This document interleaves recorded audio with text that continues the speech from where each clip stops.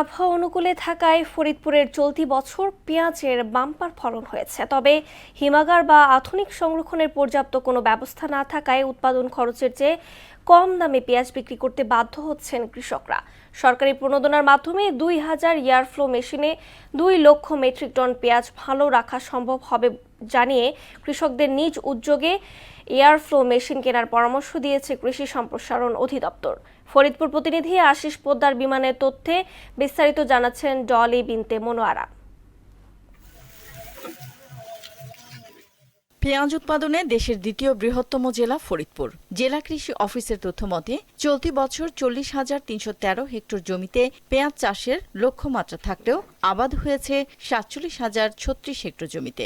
আর উৎপাদন লক্ষ্যমাত্রা ছিল 6,69,932 মেট্রিক টন। সেখানে উৎপাদন হয়েছে 6,82,022 মেট্রিক টন। লক্ষ্যমাত্রার চেয়ে 12,090 মেট্রিক টন বেশি উৎপাদন হয়েছে।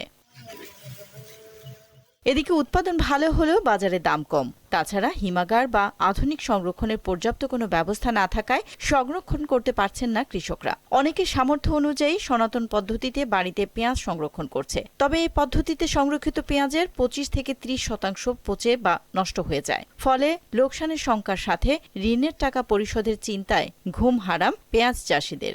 ঘরে ওই ঘরে যে আমার রাখবো ওই রাখারও সেই জায়গাটা নাই। আমরা মাছা কইরা যেটাকে চাং বলি, চাংকেই ওইভাবে কিছু পেঁয়াজ রাখি, তাছাড়া আর কোনো সম্ভব নাই। কয়েকজন পেঁয়াজ চাষি জানান ফলন ভালো হয়েছে ঠিকই, তবে বাজারে দাম কম। পেঁয়াজ রাখতে পারতেছি না, বাজার দাম কম, ঘরে আটতেছে না। এমন আমাকে লস দিয়ে গেলেও পেঁয়াজ বেচতে হবে। 1 মণ পেঁয়াজে 1000 টাকার উপরে খরচ আছে, কিন্তু বাজারে নিলে 500-600 টাকা বিক্রি করা লাগতেছে। সরকারি প্রণোদনার মাধ্যমে 2000 এয়ারফ্লো মেশিন বিতরণ করেছে কৃষি বিভাগ। এতে করে 2 লক্ষ মেট্রিক টন পেঁয়াজ ভালো রাখা সম্ভব হবে। তাই কৃষকদের নিজ উদ্যোগে এয়ারফ্লো মেশিন কেনার পরামর্শ কৃষি অফিসের। আমরা কৃষকদেরকে এই বিষয়ে নিয়মিত পরামর্শ দিচ্ছি যে যেন পেঁয়াজ হারভেস্ট করার পরে যার যে সামর্থ্য আছে তারা ইচ্ছা করলে এই এয়ারব্লোয়ার মেশিনের মাধ্যমে যদি পেঁয়াজটা সংরক্ষণ করে, তাহলে তারা পেঁয়াজ উৎপাদন করে তারা লাভবান হবে। ক্ষতি কমাতে সরকারি উদ্যোগে সংরক্ষণ সুবিধা বাড়ানো, বাজার তদারকি এবং ন্যায্য মূল্য নিশ্চিত হলে কৃষকরা হবেন উপকৃত।